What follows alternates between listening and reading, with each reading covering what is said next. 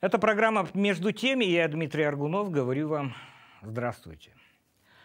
Вашингтон готов взаимодействовать с Москвой по продлению договора о стратегических наступательных вооружениях СНВ-3, срок действия которого истекает в 2026 году.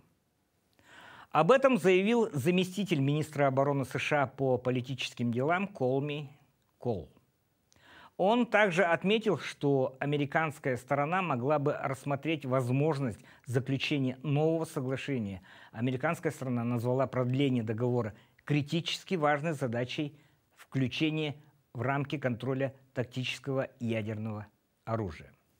Президент США Джо Байден также летом говорил о готовности обсудить с Россией новую систему контроля над вооружениями вместо СНВ-3.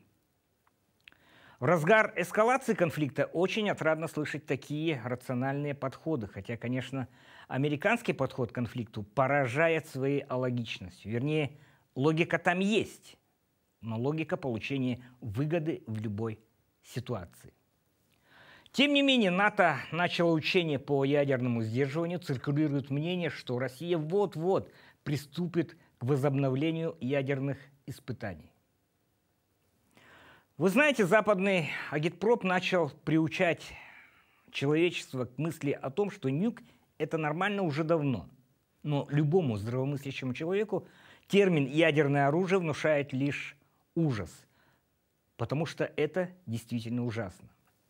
И от этого еще более отрадно слышать от наших бывших партнеров такие вот проблески здравого смысла. Увидимся.